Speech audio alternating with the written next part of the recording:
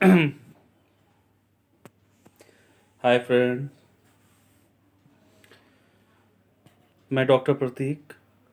आज विज्ञान में जीव विज्ञान की बेसिक जो शुरुआत होती है, आज हम लोग उसकी चर्चा करेंगे। फिर हम लोग सिलेबस में आएंगे जो हम लोगों ने पहले पढ़ चुका है जीव विज्ञान को।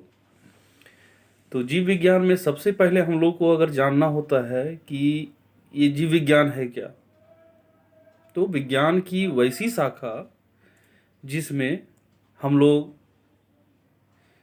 जिसमें भी जीव है, चाहे वो पौधे हैं या जंतु हैं, उसका अध्ययन करते हैं और विस्तृत अध्ययन करते हैं कि वे क्या खाते हैं, कैसे अपना जीवन बिताते हैं, उनमें वृद्धि कैसे होती है, उनका शरीर का बनावट कैसा है और उसके शरीर का तंत्र किस तरह से काम करता है।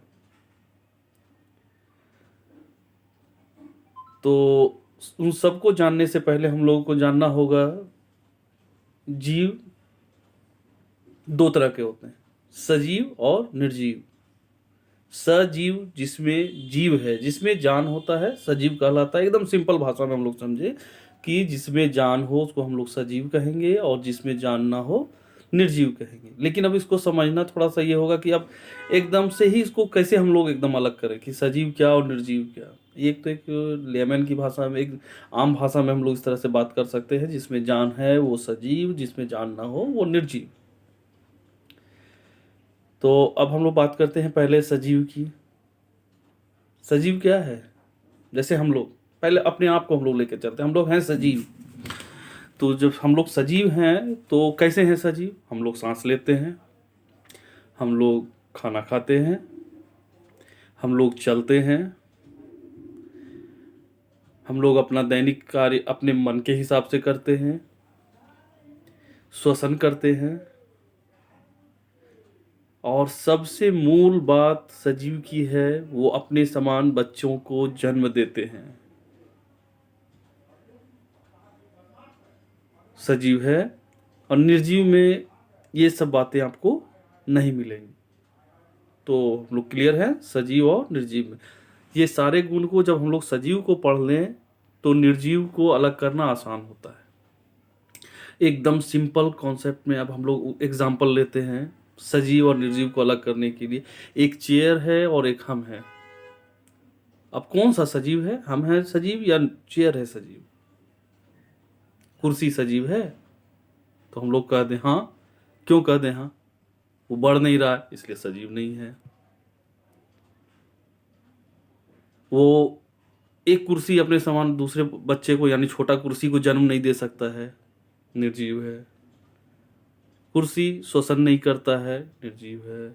कुर्सी अपने मन से नहीं चल सकता है, उसको हम लोग खींच कर एक जगह से दूसरे जगह ले जा सकते हैं, वो इसलिए वो निर्जीव है। और हम लोग सजीव इसलिए हैं, हम लोग श्वसन करते हैं, वृद्धि करते हैं, अपने समान बच्चों को जन्म देते हैं, और हम लोग जो भी काम करते हैं अपनी मर्जी से करते हैं। अब रोबोट चलता है, अपनी मर्जी से नहीं चलता है, हमारे प्रोग्रामिंग से चलता है, हम लोगों के रिमोट कंट्रोल से चलता है, इसलिए वो सजीव नहीं है।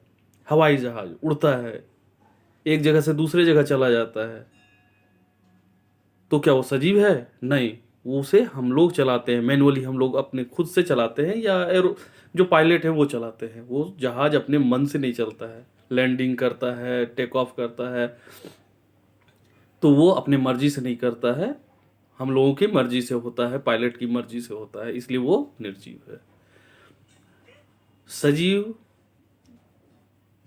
एकदम से ही अलग हम लोग देखेंगे निर्जीव से। सजीव और निर्जीव को समझना सबसे जरूरी है, क्योंकि अभी हम लोग जो जीव विज्ञान को हम लोग अध्ययन करेंगे तो इनको समझे हुए आगे समझना बहुत मुश्किल है।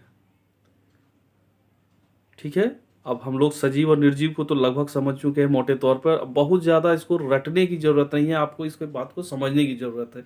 मैं जो कह रहा हूँ, आप इस वीडियो को एक बार नहीं 2 बार देखिए, लेकिन समझना है, रटना नहीं है।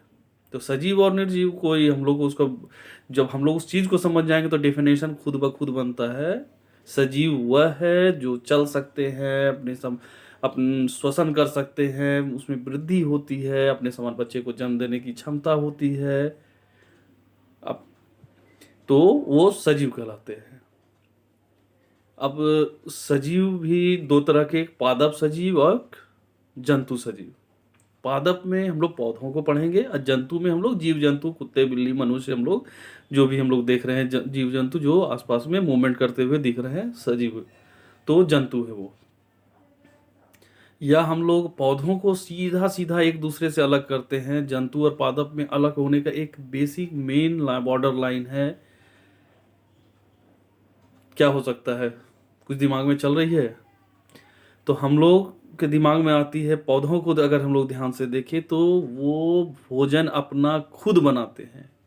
खाना तो हम लोग भी बनाते हैं, बट हम वो अपने शरीर में, यानी अपने बॉडी में जो कुछ पार्ट्स हैं, अभी हम लोग पढ़ेंगे उसको, यानी जिसको पत्ती कहते हैं, एक बार समझ लिया जाए तो वो अपने अंग के हिस्से से ही भोजन बनाते हैं। और हम लोग क्या करते हैं, पौधे जंतु को लेकर के अपना भोजन बनाते हैं।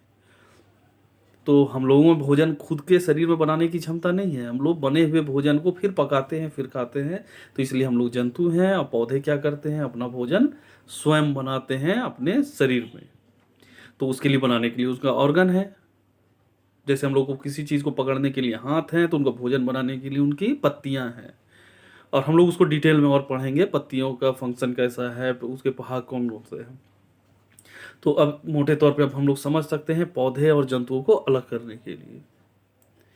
और कह सकते हैं कि एक काम और हम लोग अलग कर सकते हैं पौधे और जंतुओं में से, पौधे गति नहीं करते हैं और जंतु गति करते हैं।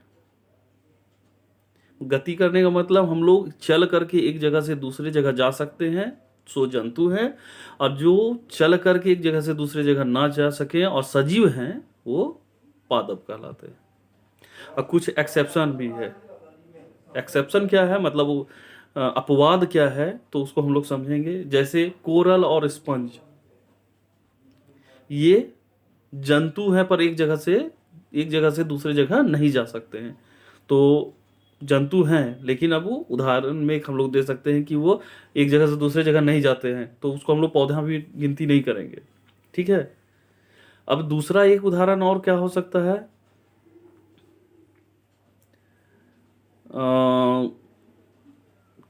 क्लेमाइडोमोनास हो सकता है। वो क्या करता है, फ्लैजिला होता है, उससे वो मूवमेंट भी करता है। अच्छा, उसको छोड़ दे, जिसमें ग्रीन, जैसे एल्गी, शैवाल को हम लोग देखते हैं चिपका हुआ रहता है, वो भी क्या है, पादप है। अब उसमें तो पत्तियां नहीं दिख रही हैं, कंफ्यूज नहीं होना है, वो भी पादप है। ठीक है।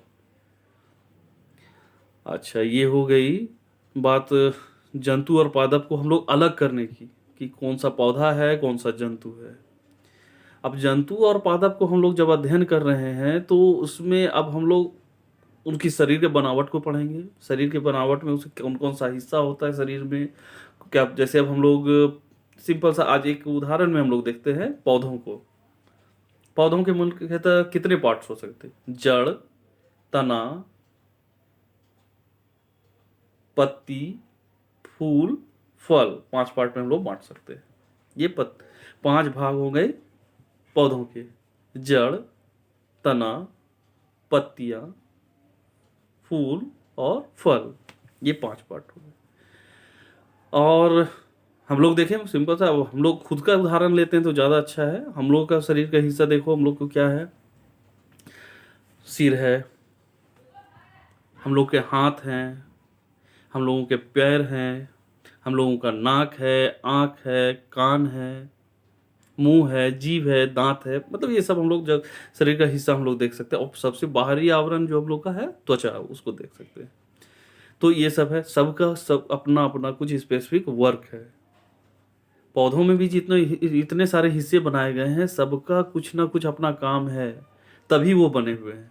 हम लोगों के शरीर का इतना सारा हिस्सा है, सबका कुछ काम है, तभी वो है। नहीं तो वो ऊपर वाले ने हम लोगों को अलग, मतलब ऐसा नहीं बना दिया कि जाओ कान है तो है, लेकिन उसका कुछ काम है इसलिए है, और कुछ विशेष जगह पर उसका काम है इसलिए वो विशेष जगह पर है। ठीक है।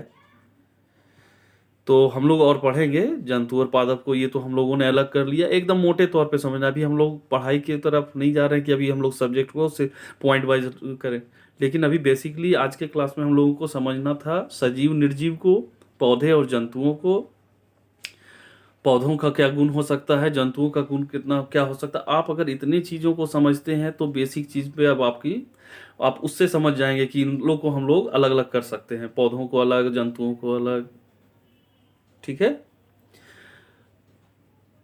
और अब अगले हम लोग मैं अब इस वीडियो को तो मैं अपने चैनल पे अभी डालूंगा थोड़ी देर में, और इसके जस्ट अगले एपिसोड में, वीडियो में हम लोग चर्चा करेंगे